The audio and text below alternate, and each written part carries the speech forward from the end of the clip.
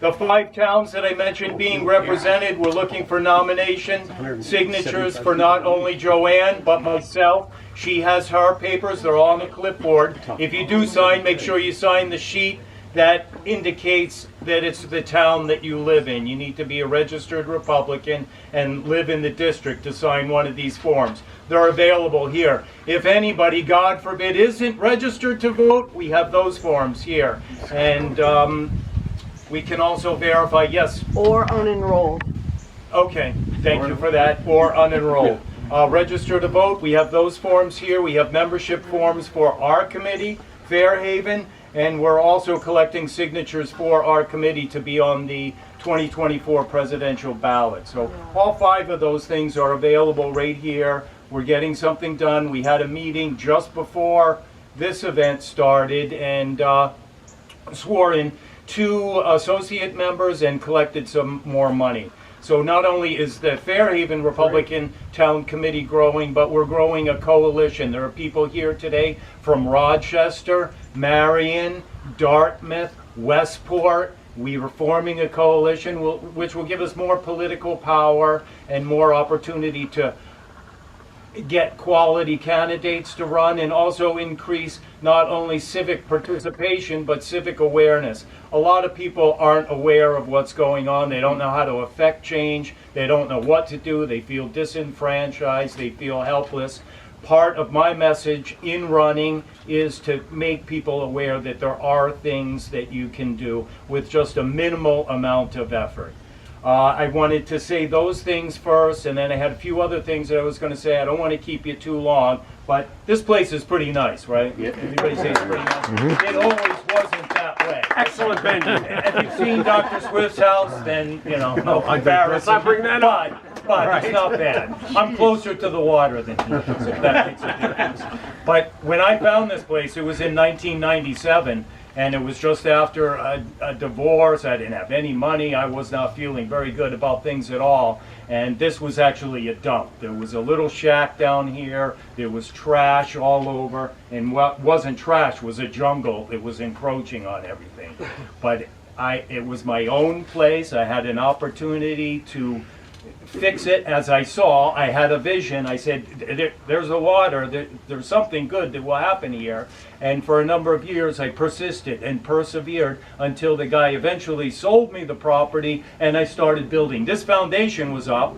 I was getting ready to go to the sheriff's department for a graduation and walked around from the shack, which was back here, and my neighbor said, "Hey, your house is on fire." And it was. With everything I own, right back here, it burned up. It wasn't a Joe Biden fire. He left a toast in the toaster or something. You know, I had the pictures. I was looking for the album to show everybody. But you can see the deck back there. It was a significant fire. It was so significant, the wind that we get here comes off the Buzzards Bay, southwest, and blows this direction. Right over there is the fire station. When the alarm went off and they opened the doors, it filled the station with smoke. They came down here. That shack was nothing but guns and ammunition, not because of anything other than my employment, but it sounded like there was a war as they came. Boom, bang, bang, bang, bang. And the smoke, everything, it burned. But through patience, perseverance, and not giving up, I completed the construction here and moved on, moved past that. Probably could have built the house in a month, but me and my friends built it. A lot of people from the sheriff's department, Pat Corey, Dennis Johnson, 2 deputy sheriffs here. A lot of people from the sheriff's department came down and helped me, and it just kept moving forward and eventually have this beautiful home. And eventually both of my sons came to live with me. My grandson spends a lot of time here, and it's great. So that is just a story about me and perseverance and persistence. I've been here for 27 years. This is my home. I love it and never want to leave. But it didn't come without a struggle. Secondly, there's a story that many people don't know, and that's about Nathaniel Pope and Daniel Eggerty. And this was back in 1775, and they were 2 gentlemen from the village here, and they had their boat seized by the British. They came in here, they wanted to tax people, they wanted to take their property, they wanted to make all kinds of demands on the people's freedom until finally they had enough. When they took those 2 men's boat, 25 of them got together and they went down a path, like that path, right over there at night, got on a small sloop called the Success. You can look this up. This is a true story. Once again, this is not a Joe Biden story. This is fact. They went out there, and when you walk down that path, you could walk into a fisher cat. You could step into a mud hole that would go up over your head in an instant, or worse yet, face a red coat's bayonet through your neck walking out there. They didn't care.